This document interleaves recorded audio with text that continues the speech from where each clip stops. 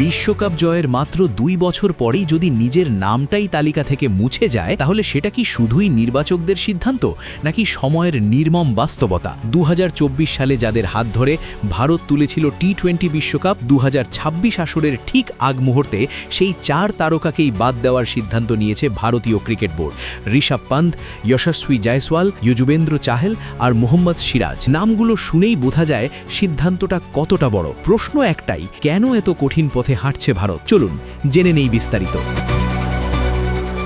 ২০২৬ টি-20 বিশ্বকাপের আর মাস দুয়েক বাকি। সেই বিশ্বকাপের প্রাথমিক দল ঘোষণা করবে ভারত, কিন্তু দল ঘোষণার আগেই দেশটির গণমাধ্যমে প্রকাশিত খবরে স্পষ্ট ২০২৪ বিশ্বকাপ জয়ী দলের ৪ সদস্য থাকছেন না নতুন স্কোয়াডে। দক্ষিণ আফ্রিকাকে হারিয়ে যে দল ভারতকে দীর্ঘ অপেক্ষার পর ট্রফি এনে দিয়েছিল সেই দলের গুরুত্বপূর্ণ অংশ হয়েও এবার জায়গা হয়নি তাদের। এই তালিকায় সবচেয়ে নিশ্চিতভাবে বাদ পড়েছেন ঋষভ পন্ত। ইনজুরি কাটিয়ে ফেরার পর টি-20তে নিজের পুরনো ছন্দে ফিরতে পারেননি তিনি। স্ট্রাইক রেট, ম্যাচ ফিনিশ করার সক্ষমতা সব দিক থেকেই পান্তের পারফরমেন্স প্রশ্নবিদ্ধ।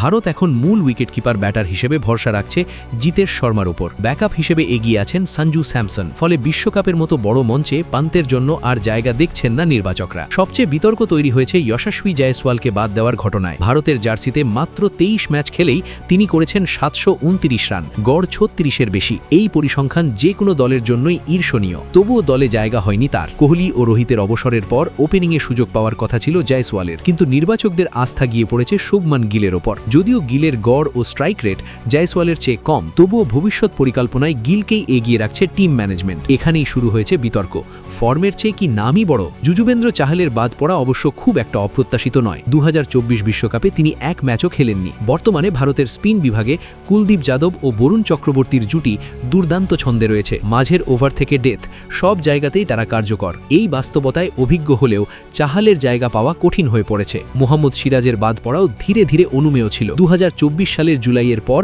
আর টি-20 খেলেননি তিনি। আধুনিক টি-20তে শুধু পেস নয়, নিচের দিকে ব্যাটিংও বড় ফ্যাক্টর। এই জায়গায় সিরাজের চেয়ে এগিয়ে হর্ষিত রানা। তরুণ হলেও ব্যাট হাতে অবদান রাখার ক্ষমতা তাকে বাড়তি সুবিধা দিয়েছে। এই ৪ জনকে বাদ দেওয়ার মধ্য দিয়ে ভারত স্পষ্ট বার্তা দিয়েছে, বিশ্বকাপ জয়ের স্মৃতি নয়, ভবিষ্যতই আসল। নাম, অভিজ্ঞতা কিংবা আবেগের জায়গা নেই, শুধু ফর্ম আর কম্বিনেশনই শেষ কথা। ২০২৬ বিশ্বকাপকে সামনে রেখে ভারত গড়তে চায় নতুন, তরুণ আর নির্ভীক এক দল। এই সিদ্ধান্ত ভারতকে আরেকটি বিশ্বকাপ আনে দেবে নাকি অভিজ্ঞতার অভাব বড় মূল্য চুকাতে বাধ্য করবে, সেই উত্তর দেবে সময়। তবে একটা বিষয় নিশ্চিত, ভারত আর অতীত নিয়ে বাঁচতে চায় না। তারা তাকিয়ে আছে শুধুই আগামী দিনের দিকে।